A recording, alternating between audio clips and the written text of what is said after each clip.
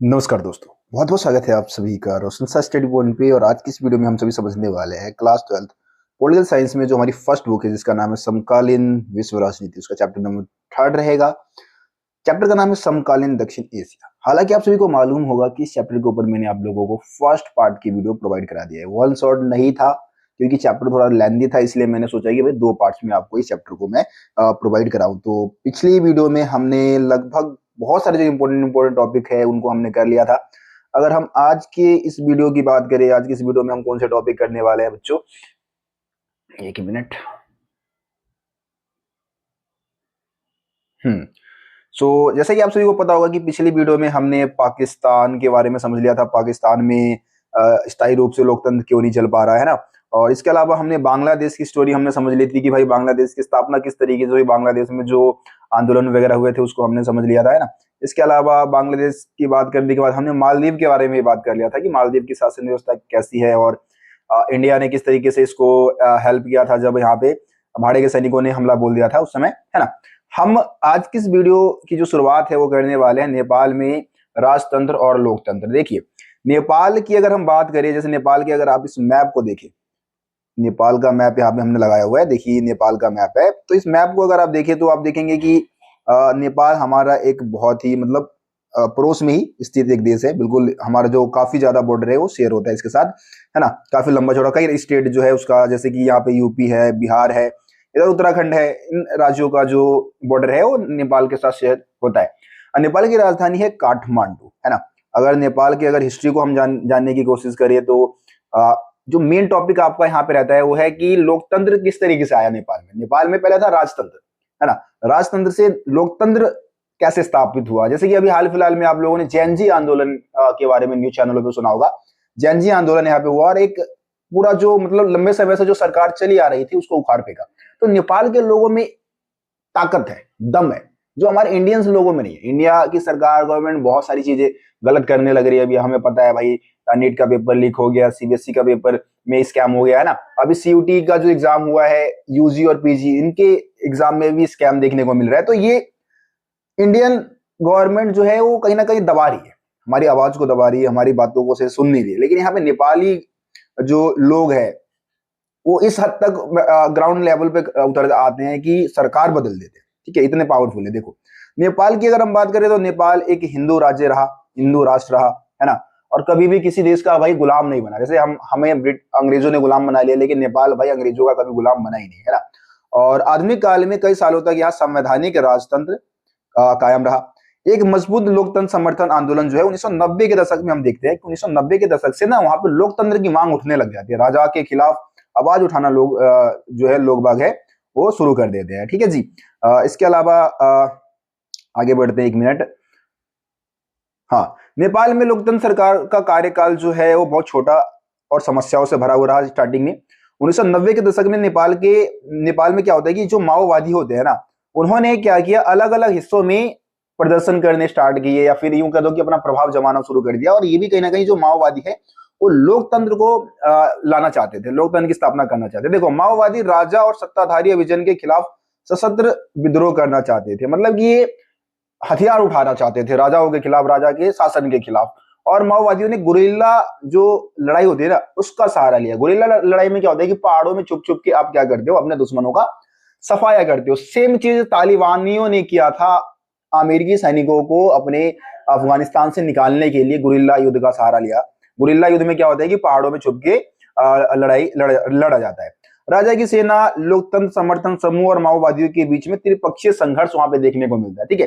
एक तरफ क्या है, राजा की सेना है जो कि लोकतंत्र को दबाने की कोशिश कर रही है। दूसरी तरफ है लोकतंत्र को समर्थन करने वाले जो आम नागरिक है, आम समूह है। और तीसरी तरफ है माओवादी जो सिद्धांत है उनको फॉलो करने वाले जो लोग हैं। माओवाद की शुरुआत जो है वो कहीं ना कहीं चाइना से हुई है, ठीक है। तो इन तीनों के बीच में क्या होता है, संघर्ष चल रहा है। कहीं ना कहीं यूं समझ लो कि लोकतंत्र को सपोर्ट करने वाले लोग हैं, माओवादी लोग हैं, वो दोनों ही कहीं ना कहीं राजा के सैनिक सेना से अपना लोहा ले रहे हैं, यूं समझ लो। 2002 में राजा ने क्या किया, संसद को भंग कर दिया। देखो यहाँ पे 1990 के आसपास क्या होता है, संसद बनाया जाता है, मतलब थोड़ी बहुत लोकतंत्र आ चुकी थी, लेकिन राजा ने क्या किया, संसद को भंग कर दिया। और वहां की जो सरकार थी, जो थोड़ी बहुत लोकतंत्र वहां पे स्थापित हुई थी, उसको भी पूरी तरीके से 2002 में खत्म कर दिया। अब इसको देखते हुए क्या होता है, 2006 में वहां पे देशव्यापी लोकतंत्र समर्थन प्रदर्शन होते हैं, मतलब बहुत ज्यादा आंदोलन वहां पे शुरू हो जाता है, लोगों का जो हुजूम है वो सड़कों पे आ जाती है। लोकतंत्र समर्थकों से बाध्य होकर राजा ज्ञानेंद्र ने संसद को बहाल किया, मतलब फिर से संसद को लागू कर दिया एक तरीके से। इस प्रतिरोध का नेतृत्व 7 दलों के गठबंधन, जो ये 2006 में जो विरोध प्रदर्शन हुए लोकतंत्र को आगे बढ़ाने के लिए नेपाल में, तो उसका नेतृत्व जो है वो 7 दलों का जो समूह है, 7 दलों का जो गठबंधन था, जिसको हम सभी 7 पार्टी अलायंस भी कह सकते हैं, इन्होंने नेतृत्व किया था। ठीक है, और इसमें माओवादी भी थे और समाजवादी जो कार्यकर्ता थे, ये सब थे। मतलब कुल मिलाकर 7 पार्टियों का समूह बना, जिसको हम 7 पार्टी अलायंस बोलते हैं, जिन्होंने इस आंदोलन को लीड किया था, जो 2006 में लोकतंत्र को आगे बढ़ाने के लिए जो नेपाल में आंदोलन हुए थे। नेपाल का संविधान लिखने के लिए संविधान सभा का गठन किया गया। माओवादी चाहते थे कि संविधान को सामाजिक और आर्थिक पुनर्रचना के कार्यक्रमों में शामिल किया जाए, मतलब कि जो आर्थिक और सामाजिक कार्यक्रम है उसको संविधान में शामिल किया जाए। माओवादी और कुछ अन्य राजनीतिक समूह भारत की सरकार और नेपाल के भविष्य में भारतीय सरकार की भूमिका को लेकर भी बहुत संदेह की नजर से देखते थे, मतलब कि वो चाहते थे कि नेपाल की राजनीति में भारत की भूमिका ना हो। 2008 में नेपाल राजतंत्र को समाप्त करने के बाद लोकतांत्रिक गणराज्य बन गया, यानी कि 2008 से वहां पे क्या है, लोकतंत्र की स्थापना हो चुकी है और लोकतंत्र कायम है। 2015 में नेपाल ने नया संविधान बनाया, मतलब कई बार संविधान बदला है, संविधान में चीजें बदली है ना, ये चीजें यहाँ पे देखने को मिल रहा है। उम्मीद करता हूँ नेपाल में किस तरीके से लोकतंत्र की स्थापना हुई वो टॉपिक आपको समझ में आ गया होगा। अब बच्चों हम बात करेंगे श्रीलंका की। ये देखो श्रीलंका का ये मैप है, छोटा सा है ना, छोटा सा मुल्क है, जो कि हमारे साउथ में जो है, साउथ का जो बॉर्डर तो नहीं कह दो, लेकिन हाँ समुद्र पार करने के बाद ये जो श्रीलंका है वो देश आपका है ना। श्रीलंका 1948 में आजाद हुआ था, मतलब हमसे 1 साल बाद आजाद हुआ। 1948 के बाद से लेकर श्रीलंका में लोकतंत्र ही कायम रहा, मतलब यहाँ पे लोकतांत्रिक व्यवस्था ही कायम रही, लेकिन यहाँ की समस्या कुछ अलग है ना। श्रीलंका में ना तो सैनिक शासन की समस्या थी, ना राजतंत्र की समस्या थी, यहाँ की समस्या अलग है। यहाँ क्या है, जातीय संघर्ष। ठीक है जी, यहाँ क्या है जी, जातीय संघर्ष हमें देखने को मिलता है। जातीय संघर्ष में हम देखेंगे यहाँ पे 2 समूह है, एक तरफ है आपका सीली लोग, ठीक है जी, कौन से लोग, सीली, ठीक है, और दूसरी तरफ आपके होंगे श्रीलंकाई तमिल। कौन है जी, तमिल, ठीक है। अब देखो तमिलों की अगर हम बात करें तो ये तमिल, इसमें ज्यादातर श्रीलंकाई मूल के है नहीं, वो भारतीय मूल के। कहाँ के तमिल है बच्चों, भारतीय मूल के। अब भारतीय मूल के तमिल यहाँ कब पहुंच गए, तो क्या हुआ कि जब भारत अंग्रेजों का गुलाम था, तो श्रीलंका भी जाहिर सी बात अंग्रेजों का गुलाम था। श्रीलंका में बगानों में काम करने के लिए तमिलों को वहां पे लेके जाया जाता था, तो इस तरीके से क्या हुआ, वहां पे तमिलों की संख्या बढ़ गई। और यहाँ पे सरकार में क्या है, सीली लोगों का दबदबा है। सीली लोग बोल रहे हैं कि भैया हम ही सब कुछ करेंगे, मतलब जो सीली है, सीली जो है वो श्रीलंका के मूल निवासी थे और तमिल जो है भारत से आगे बसे थे, तो इसीलिए सारे सरकारी कामकाज में सीली लोगों का दबदबा है, सरकारी नौकरियों में उन्हीं का दबदबा है। और ये क्या कर रहे हैं, तमिलों की उनकी भाषा को दबाने की कोशिश कर रहे हैं, है ना, उनकी संस्कृति को दबाने की कोशिश कर रहे हैं, क्योंकि सीली लोग बहुसंख्यक है। इस वजह से हम देखते हैं कि 1983 में क्या होता है, अब जाहिर सी बात है कि जब सीली लोग अपना दबदबा दिखा रहे हैं, तो भाई तमिल लोग भी तो कुछ ना कुछ एक्शन तो लेंगे ही।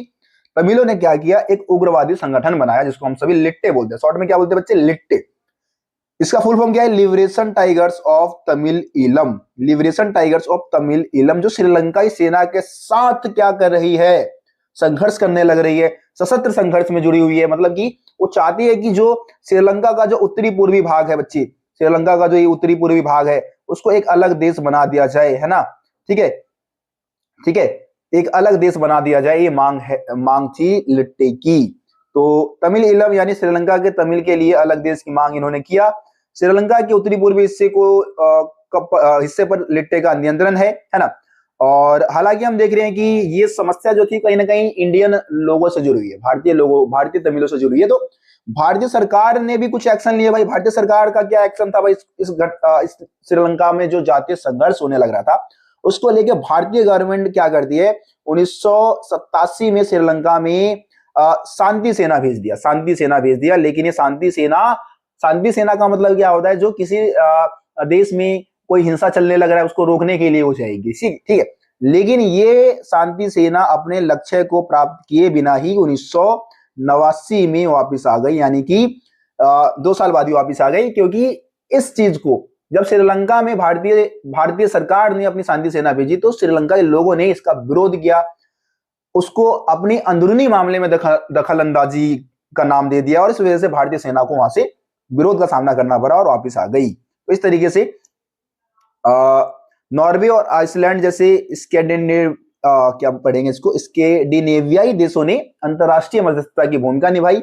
और हम देखते हैं कि 2009 में मतलब कि जो लिट्टे है और जो श्रीलंकाई सरकार है उनके बीच में मध्यस्थता की भूमिका इन देशों ने निभाने की कोशिश की और 2009 में हम देखते हैं कि लिट्टे का खात्मा किया जा चुका है। इसका जो प्रमुख था प्रभाकरन, 2009-10 के आसपास उसकी मृत्यु हो गई। प्रभाकरन के मरने के बाद ये जो कहीं ना कहीं जो श्रीलंका में जो जातीय संघर्ष चलने लग रही थे बच्चों, वो खत्म हो चुकी है। उम्मीद करता हूं आप लोगों को ये टॉपिक भी समझ में आया होगा। ठीक है जी, चलिए अब थोड़ा सा, ये तो जातीय संघर्ष की बात हमने कर ली है ना। इसके अलावा आप देखेंगे कि जो श्रीलंका की अगर हम बात कर रहे हैं तो बच्चे श्रीलंका जो है अपने लोगों को बेहतर शिक्षा प्रोवाइड कराने में या फिर अपने देश को उदारीकरण करने के मामले में दक्षिण एशिया में सबसे आगे रहा। सबसे पहले इसने क्या किया, अपने देश का उदारीकरण किया, आर्थिक विकास का उच्च स्तर को हासिल किया है ना। आर्थिक जो समृद्धि है वो बहुत तेजी से हुआ, जनसंख्या की वृद्धि दर पर सफलतापूर्वक नियंत्रण स्थापित किया और इस मामले में विकासशील देशों में श्रीलंका सबसे आगे रहा। दक्षिण एशिया के देशों में सबसे पहले श्रीलंका ने अपनी अर्थव्यवस्था का उदारीकरण किया। देखो एमसीक्यू के लिए इंपॉर्टेंट है, उदारीकरण करने वाला, दक्षिण एशिया में अपनी अर्थव्यवस्था का उदारीकरण करने वाला। उदारीकरण का मतलब होता है अपनी अर्थव्यवस्था को दुनिया के दूसरे देशों के लिए खोल देना। ये जो कदम है वो सबसे पहले किसने उठाया, श्रीलंका ने उठाया था, है ना। गिरफ्त से गुजरने के बावजूद भी प्रति व्यक्ति जो सकल घरेलू उत्पाद है दक्षिण एशिया में सबसे ज्यादा किस देश का है भैया, सबसे ज्यादा श्रीलंका का ही है। ठीक है, तो इन सभी समस्याओं के बावजूद जातीय संघर्ष को झेलते हुए भी लोकतंत्र वहां पे कायम रहा। उदारीकरण सबसे पहले अपनी अर्थव्यवस्था का किया श्रीलंका ने और साथ ही साथ जो प्रति व्यक्ति सकल घरेलू उत्पाद है वो भी सबसे ज्यादा है दक्षिण एशिया में। ठीक है, चलिए जी अगला टॉपिक की बात करेंगे बच्चे। अब हम अगला टॉपिक बात करेंगे भारत पाकिस्तान के बीच में संघर्ष के कौन कौन से मुद्दे, यानी कि ऐसे कौन से मुद्दे जिससे कि भारत और पाकिस्तान के बीच में तनाव जैसी स्थिति बनी रहती है। तो सबसे पहले आप सभी को पता भैया ये कश्मीर का मुद्दा रहता है ना। ठीक है जी, कश्मीर का मुद्दा रहता है। जैसे कि आपको पता है कि ये जो कश्मीर का हमारा इधर वाला जो पार्ट है, इधर वाला पार्ट है ना अक्साई चीन, और जो कश्मीर का जो पीओके वाला पार्ट है, मतलब जो जिसको हम पीओके बोलते हैं, ये कहीं एक वक्त पे भारत का ही पार्ट था, लेकिन इसको हथिया लिया। 1947-48 में युद्ध हुआ और इस युद्ध के बाद इन्होंने हथिया लिया। तो भारत और पाकिस्तान के बीच में जम्मू कश्मीर के मुद्दे को लेकर 1947-48 में युद्ध हो चुका है अभी, 1947-48 में युद्ध हो चुका है। इसके अलावा 65 में युद्ध हो चुका है ना। 48 के युद्ध के बाद आपको पता है जम्मू कश्मीर के दो हिस्से हो गए थे, है ना। 1948 में जो युद्ध हुआ उसके बाद जम्मू कश्मीर के दो हिस्से हो गए, एक इंडिया के नेतृत्व में है जिसको हम सभी क्या बोलते हैं, जिसको हम जम्मू कश्मीर प्रांत बोलते हैं, और दूसरी तरफ आपका जो पाकिस्तान के नियंत्रण में उसको हम सभी पाकिस्तान अधिकृत कश्मीर यानी कि पीओके का नाम देते हैं। दोनों के बीच में एक नियंत्रण के लिए सीमा रेखा भी बनाई गई है, लाइफ उसको एलओसी बोलते हैं ना, लाइन ऑफ कंट्रोल। ठीक है जी। 1971 में भी आपको पता है भारत पाकिस्तान के बीच में युद्ध हुआ और इसके फलस्वरूप आपको पता है कि जो कश्मीर का मसला है फिर भी नहीं सुलझ पाया है, यानी कश्मीर का मसला जो है आज भी दोनों देशों के बीच में विवाद का मुख्य मसला रहा है। सामरिक मसले भी है कुछ भाई। सामरिक मसले में आपको पता है कि सियाचिन ग्लेशियर पर नियंत्रण को लेके या फिर हथियारों की होड़ को लेके दोनों देशों के बीच में तनातनी रहती है। दोनों ही देश ज्यादा से ज्यादा हथियार बनाते हैं या फिर खरीदते हैं, तो इससे भी तनाव उत्पन्न हो जाता है। 1990 के दशक में दोनों देशों ने परमाणु हथियार प्राप्त कर लिया। आपको पता है कि 1998 में, है ना, 1998 में भारत जो है वो परमाणु शक्ति संपन्न देश बन गया। पोखरण में, कहा जी, है ना, पोखरण में भारत ने क्या किया, परमाणु परीक्षण करके अपने आप को परमाणु शक्ति संपन्न देश घोषित कर दिया। और इसी साल पाकिस्तान ने भी परमाणु परीक्षण किया और चगताई की पहाड़ियों में, कहां पे, चगताई की पहाड़ियों में परमाणु परीक्षण करके अपने आप को परमाणु शक्ति संपन्न घोषित कर दिया। तो एक मतलब दोनों ही देश परमाणु शक्ति संपन्न है। युद्ध होता है तो दोनों ही देश एक दूसरे को बहुत ज्यादा नुकसान पहुंचा सकते हैं।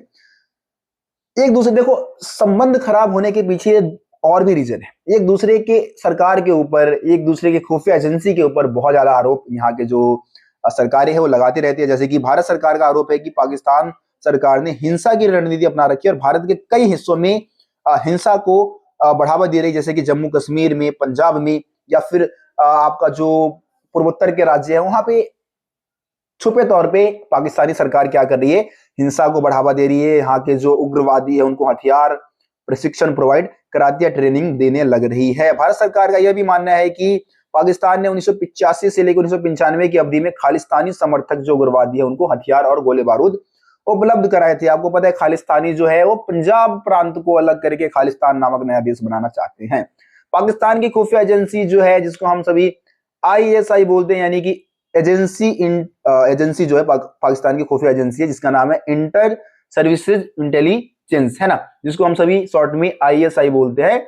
पर बांग्लादेश और नेपाल के गुप्त ठिकानों के जरिए जो हमारे पूर्वोत्तर भाग जो है, पूर्वोत्तर भाग के जो राज्य है वहां पे अपराध को बढ़ावा देना, वहां पे विरोध अभियानों को, भारत के खिलाफ विरोध अभियान को बढ़ावा देने में इनका योगदान है, पाकिस्तान का योगदान है। पाकिस्तान की सरकार, भारतीय सरकार और उसकी खुफिया एजेंसी पर सिंध, यहाँ पे सिंध होगा, सिद्ध नहीं होगा, सिंध, सिंध आपको पता है पाकिस्तान में एक प्रांत है सिंध, है ना, सिंधु नदी के आसपास का एरिया है जिसको हम सिंध बोलते हैं। और साथ ही साथ बलूचिस्तान में समस्या को भड़काने का आरोप लगाती रही कि सिंध प्रांत में और बलूचिस्तान में जो भारतीय गवर्नमेंट है वो क्या कर रही है, हिंसा को बढ़ावा दे रही है। यहाँ पे पाकिस्तानी गवर्नमेंट क्या कर रही है, इंडियन गवर्नमेंट के ऊपर आरोप लगा रही है। तो ये सारी विवाद यहाँ पे चलने लग रहे हैं। एक मुख्य विवाद है सिंधु नदी जल बंटवारा। बच्चे देखो, आपको पता है कि सिंधु नदी जो है इंडिया से बहती हुई जाती है पाकिस्तान की तरफ, लेकिन पाकिस्तान को हम भूखा प्यासा रखना चाहते हैं, मतलब प्यासा रखना चाहते हैं, तो हम क्या करते हैं, सिंधु नदी के पानी को रोक लेते कई बार। तो सिंधु नदी जो है ये भी विवाद का एक कारण है। और आपको पता है कि सिंधु जल संधि भी हो चुका है 1960 में क्या हुआ, भारत और पाकिस्तान के बीच में ये जो संधि है वो हुआ था विश्व बैंक की मध्यस्थता में। भारत और पाकिस्तान ने इस संधि पर हस्ताक्षर किए थे और ये संधि अभी भी, जितने भी हिंसा होते हैं, समस्याएं उत्पन्न होती है इंडिया पाकिस्तान के बीच में, लेकिन ये संधि जो है वो बरकरार है। संधि के जो सिद्धांत उसको हम फॉलो कर रहे हैं। कच्छ के सरकरिक सीमा को लेकर भी बहुत ज्यादा मतलब इन दोनों देशों के बीच में विवाद रहता है। ये है क्या, तो देखो गुजरात में जो समुद्र किनारे के आसपास का जो एरिया है उसको हम सभी क्या बोलते हैं, सरकरिक, एक तरीके से एरिया बोल सकते हैं, है ना। वहां की जो लाइन है, मतलब एक तरीके से वहां का जो सीमा रेखा है उसको हम सरकरिक सीमा रेखा बोलते हैं। तो जो कि कहीं ना कहीं ये जो एरिया है ना, सरकरिक का जो एरिया है वो कहीं ना कहीं समुद्र की तरफ जाने का एक मुख्य, यूं कह दो कि रास्ता कह सकते हो गुजरात की तरफ से, है ना। तो यहाँ पे भी नियंत्रण को लेके दोनों देशों के बीच में क्या रहता है, तनाव की स्थिति बनी रहती है। तो ये आपका हो गया भारत और पाकिस्तान के बीच में विवाद के जो मुद्दे हैं उसके बारे में। अब बात करेंगे भारत और पाकिस्तान के अलावा हमारे जो और दूसरे पड़ोसी देश है उनके साथ हमारे रिलेशन कैसे है, कैसे संबंध है। तो सबसे पहले हम भारत और बांग्लादेश की बात कर लेते हैं इसमें। तो भारत और बांग्लादेश के बीच में क्या नेगेटिव रिलेशन है, मतलब क्या नकारात्मक संबंध है ना, किन चीजों को लेके इन देशों के दोनों देशों के बीच में विवाद रहता है। तो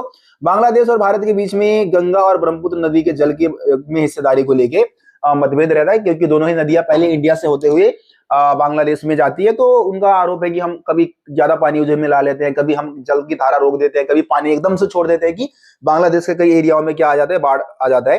तो ये आरोप रहता है। इसके अलावा भारत सरकार जो है बांग्लादेश की सरकार से नाखुश रहती है। उसके पीछे कुछ रीजन है, जैसे कि भारत में अवैध आप्रवास पर ढाका का खंडन, मतलब कि ढाका आपको पता है यहाँ पे बांग्लादेश के लिए यूज हो रहा है, बांग्लादेश की राजधानी है ढाका। तो भारत में बहुत सारे बांग्लादेशी आ जाते हैं, घुस जाते हैं, यहाँ पे बस जाते हैं, लेकिन जब भारतीय सरकार ऐसा कहती है तो वो मना कर देते हैं कि नहीं भाई ऐसा कुछ नहीं होता, हमारे लोग नहीं जाते आपके देश में, ऐसा कुछ, ठीक है। भारत में भारत विरोधी इस्लामी कट्टरपंथी जमातों को समर्थन देती है। जो भारत विरोधी जो इस्लामी जमात है या जो संगठन है जो भारत विरोधी अभियान चलाते हैं उसको बांग्लादेश कहीं ना कहीं सपोर्ट देने लग रहा है। भारतीय सेना को पूर्वोत्तर भारत में जाने के लिए अपने इलाके से रास्ता ना देने पर मतलब नहीं देती है। इसके अलावा ढाका जो ढाका है वो भारत के प्राकृतिक गैस निर्यात न करने के फैसले से भी भारत जो है नाखुश है, मतलब कि जो बांग्लादेश है वो क्या कर रहा है, हमारे को प्राकृतिक गैस निर्यात नहीं कर रहा है ना। तथा म्यांमार को बांग्लादेशी इलाके से होकर भारत को प्राकृतिक गैस निर्यात न करने देने जैसे मसले भी शामिल है। यानी कि जब म्यांमार हमारे को प्राकृतिक गैस निर्यात कर रहा होता है तो उसको रास्ता नहीं देता है बांग्लादेश। तो इससे क्या है, भारतीय गवर्नमेंट जो है वो बांग्लादेश से नाखुश है। बांग्लादेश के भारत पर आरोप। अब बांग्लादेश भारतीय सरकार पे क्या आरोप लगाती है, भारतीय सरकार नदी जल में हिस्सेदारी के सवाल पर एक तरीके से दादागिरी की तरह बर्ताव करता है, दादागिरी दिखाता है।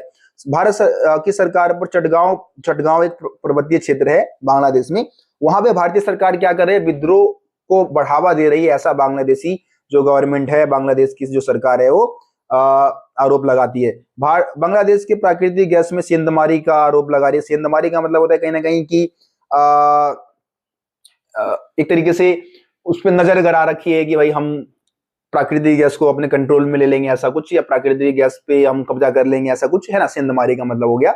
व्यापार में बेईमानी का आरोप लगा रही है भाई यहाँ पे जो है बांग्लादेश की सरकार, ठीक है। अब भारत और बांग्लादेश के बीच में कुछ सकारात्मक, अभी तक हमने नकारात्मक संबंध की बात कर ली, कुछ सकारात्मक संबंध भी है, जैसे कि भारत और बांग्लादेश कई मसलों पर सॉरी तो भारत और बांग्लादेश के बीच कई मसलों पर सहयोग भी है। पिछले 20 वर्षों के दौरान दोनों देशों के बीच में जो आर्थिक संबंध है वो बहुत बेहतर हुए हैं। बांग्लादेश भारत के लुक ईस्ट और 2014 के एक्ट ईस्ट नीति का हिस्सा है। लुक ईस्ट और एक्ट ईस्ट एक तरीके से समझ लो कि जो पूर्वी एशिया के जो देश है कहीं ना कहीं उनके साथ अच्छे रिलेशन बनाने की बात है। दक्षिण पूर्वी एशियाई, है ना, दक्षिण पूर्वी एशियाई म्यांमार के जरिए दक्षिण पूर्वी एशियाई के जो देश है उनके साथ अच्छे संबंध बनाने की बात हो गई है। तो इस नीति का हिस्सा है लुक ईस्ट और एक्ट ईस्ट का हिस्सा है बांग्लादेश। आपदा प्रबंधन और पर्यावरण के मसले पर भी दोनों देश एक दूसरे को सहयोग करते रहे हैं। साझे खतरे को पहचान कर और फिर उसका समाधान कैसे किया जा सकता है उस पर दोनों देश एक दूसरे को सहयोग कर रहे हैं।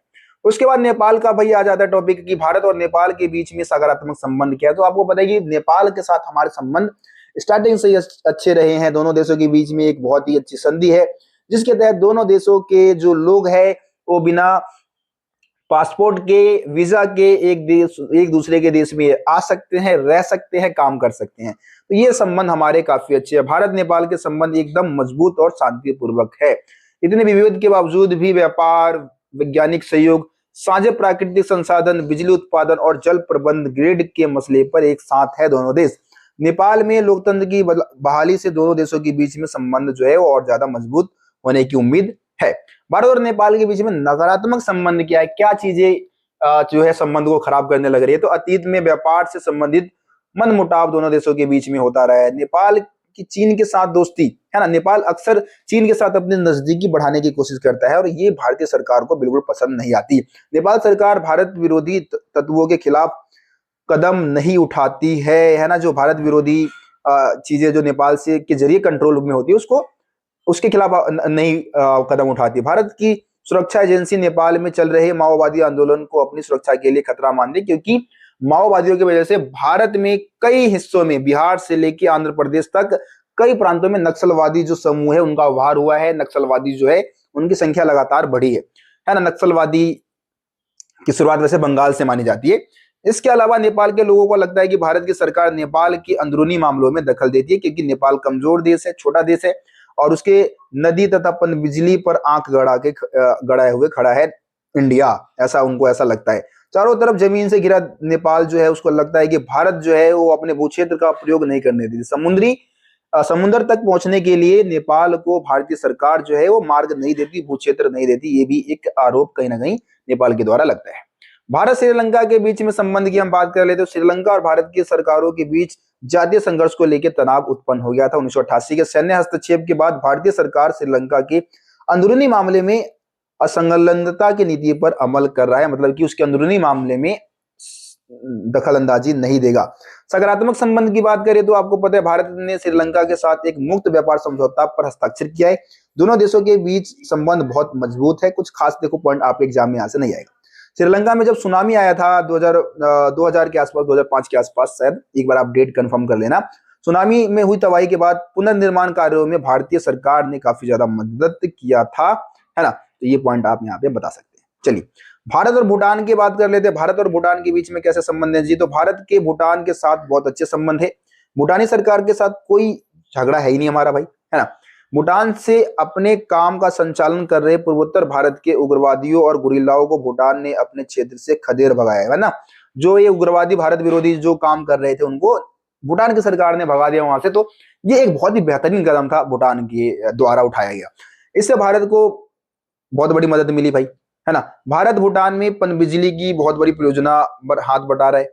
इसके अलावा भारत नेपाल के विकास कार्यों के लिए सबसे ज्यादा अनुदान देता है। भारत नेपाल के नेपाल नहीं होगा, भूटान होगा, ठीक है जी, यहाँ पे भूटान होगा, भूटान, है ना। भारत भूटान के विकास कार्यों के लिए सबसे ज्यादा अनुदान देता है। भारत और मालदीव की बात करें तो भाई देखो, इन दोनों देशों के बीच में भी संबंध, अच्छे खासे संबंध है। जब 1988 में क्या हुआ था, भारत के जो तमिल सैनिक ने मालदीव पर हमला कर दिया था, तो उस समय भारत ने मालदीव को सहायता प्रदान किया था, है ना। मालदीव ने जब आक्रमण रोकने के लिए भारत से मदद मांगी तो भारतीय वायुसेना और नौसेना ने तुरंत कार्रवाई की, और भारत ने मालदीव की आर्थिक विकास, पर्यटन और मत्स्य उद्योग में भी अच्छा खासा योगदान दिया है। ठीक है, अगला टॉपिक आता है, भारत की दक्षिणी एशिया क्षेत्र में क्या भूमिका है। भारत का दक्षिणी एशियाई क्षेत्र में क्या भूमिका, आपको पता है कि भारत जो है दक्षिण एशिया में सबसे शक्तिशाली देश है, सबसे विशाल का देश है, सबसे बड़ा क्षेत्रफल में देश है। भारत सरकार को लगता है कि उसके पड़ोसी देश उसका बेवजह फायदा उठाने की कोशिश करते हैं, और भारत कई बार भाई अपने छोटे देशों को मदद करता रहता है, तो वो सब भी सोचते हैं छोटे देश कि भाई हम भारत का फायदा उठा सकते हैं। भारत नहीं चाहता कि इन देशों में राजनीतिक अस्थिरता आ जाए भाई। राजनीतिक अस्थिरता आने का मतलब है कि विदेशी जो शक्तियां है वो यहाँ पे अपना पैर जमा लेंगे, तो ये कहीं ना कहीं भारत के लिए बहुत ज्यादा नुकसानदायक हो जाएगा। अमेरिका और चाइना जैसे देश जो है अगर अपने पड़ोसी देशों में ज्यादा प्रभाव दिखाने लग जाए तो फिर वो हमारे लिए नुकसानदायक होगा, है ना। इससे उसे भय है कि ऐसी स्थिति में बाहरी ताकतों को इस क्षेत्र में प्रभाव जमाने का मौका मिल जाएगा। छोटे देशों को लगता है कि भारत दक्षिण एशिया में अपना दबदबा कायम करना चाहता है। इस इलाके के सभी झगड़े भारत और उसके पड़ोसी देशों के बीच में है। मतलब कि ऐसा नहीं है कि नेपाल और पाकिस्तान के बीच में या नेपाल और भूटान के बीच में लड़ाई हो रहा है। हमेशा आप संघर्ष देखेंगे तो भारत पाकिस्तान, भारत नेपाल, भारत बांग्लादेश, भारत श्रीलंका, ऐसी समस्या उत्पन्न होती है इस एरिया में, है ना। शांति और सहयोग की बात कर लेते हैं बच्चे। शांति और सहयोग के लिए क्या कुछ किया गया है, तो मैं आपको बता दूं कि अनेक संघर्षों के बावजूद भी दक्षिण एशिया के देश आपस में दोस्ताना व्यवहार रख रखे हैं। जैसे कि आप नेपाल के साथ हमारे रिलेशन की बात कर लो, आप बांग्लादेश के साथ हमारे रिलेशन की बात कर लो, आप श्रीलंका के साथ हमारे रिलेशन की बात कर लो, बहुत अच्छे हैं। पाकिस्तान के साथ बस खराब है, तो संबंध अच्छे हैं। शांति के प्रयास द्विपक्षीय भी है और क्षेत्रीय स्तर पर भी शांति के प्रयास किए गए हैं। इसका सबसे बेहतरीन एग्जाम्पल है सार्क, ठीक है जी, जिसको दक्षेस बोलते हैं, south Asian association for regional corporation, है ना। दक्षिणी एशियाई राष्ट्रों का समूह है, एक संगठन है जो कि दक्षिणी एशियाई देशों ने बनाया है। 1985 में इसकी स्थापना हुई थी। लगभग आज के समय में आप बात करो तो लगभग 9 से 10 देश इसमें है ना। जिसमें आपको मैं नाम बता देता हूँ, एक बार नाम गिनवा देता हूँ। देखो, इंडिया है ना, पाकिस्तान है, नेपाल है, ठीक है जी, भूटान है हमारा, ठीक है, बांग्लादेश है हमारा, म्यांमार है, इधर लिख देता हूं म्यांमार है, ठीक है, श्रीलंका है हमारा, पाकिस्तान है हमारा, मालदीव है हमारा, ठीक है। कितने देश हो गए देखो, 1 2 3 4 5 6 7 8 9, कोई देश मिस तो नहीं कर दिया मैंने? अफगानिस्तान भी लिख दिया था मैंने, है ना। तो 9 देशों का संगठन है, अभी 9 देश है, पहले 7 थे, स्टार्टिंग में 7 थे, फिर म्यांमार और अफगानिस्तान को भी इस संगठन में शामिल किया गया, तो 9 हो गए टोटल, ठीक है। विवादों के कारण दक्षेस को ज्यादा सफलता नहीं मिली है। दक्षेस के सदस्य देशों ने 2002 में क्या किया, दक्षिणी एशियाई मुक्त व्यापार क्षेत्र समझौता यानी कि साफ्टा की स्थापना की। साफ्टा क्या है? दक्षिणी एशियाई मुक्त व्यापार क्षेत्र समझौता, है ना। साफ्टा पर दस्तखत किया। पूरे दक्षिणी एशिया के लिए मुक्त व्यापार क्षेत्र को बनाने का वादा इसमें किया गया है कि पूरे दक्षिणी एशियाई देश जो है एक दूसरे के साथ मुक्त व्यापार करेंगे, मतलब व्यापार पर टैक्स वगैरह जो है उसकी कटौती की जाएगी। इस समझौते पर 2004 में हस्ताक्षर किए गए और 2006 से ये जो समझौता है वो लागू हो चुका है। 1 जनवरी 2006 में ये जो समझौता है आपका साफ्टा जो है वो लागू हो चुका है। समझौते का लक्ष्य इन देशों के बीच आपसी व्यापार में लगने वाले सीमा शुल्क को कम करने पर जोर दिया गया है। कुछ देशों का मानना है कि साफ्टा के ओट लेकर, मतलब साफ्टा के जरिए भारत उनके बाजारों पर कब्जा करने की कोशिश कर रहा है। छोटे देशों को भय है कि भारत उनके समाज और राजनीति पर असर डालना चाहता है। भारत का मानना है कि साफ्टा से इस क्षेत्र के हर देश को लाभ होगा।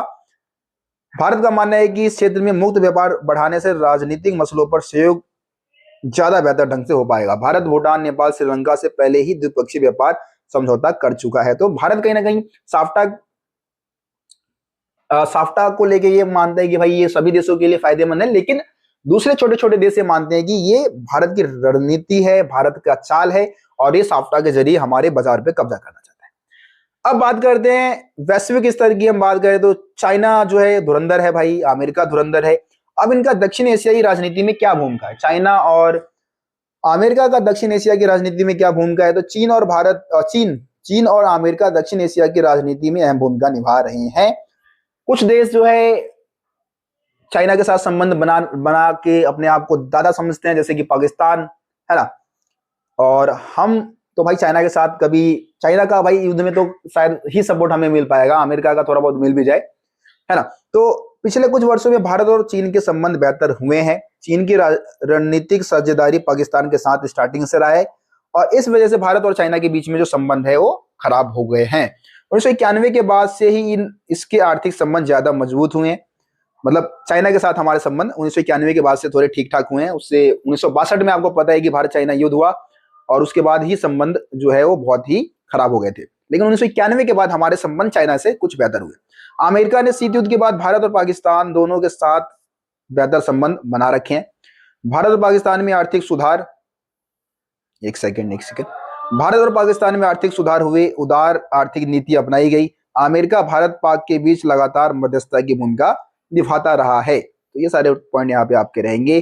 दक्षिण एशिया में अमेरिका की भागीदारी लगातार बढ़ रही है। क्षेत्र की जनसंख्या और बाजार दोनों का आकार बहुत बड़ा है, अतः इसे क्षेत्र की सुरक्षा और शांति के भविष्य में अमेरिका के हित भी बने हुए हैं। मतलब कि व्यापार के क्षेत्र में, क्योंकि दक्षिण एशिया का बाजार बहुत बड़ा है, बहुत ज्यादा पॉपुलेशन है यहाँ पे, है ना।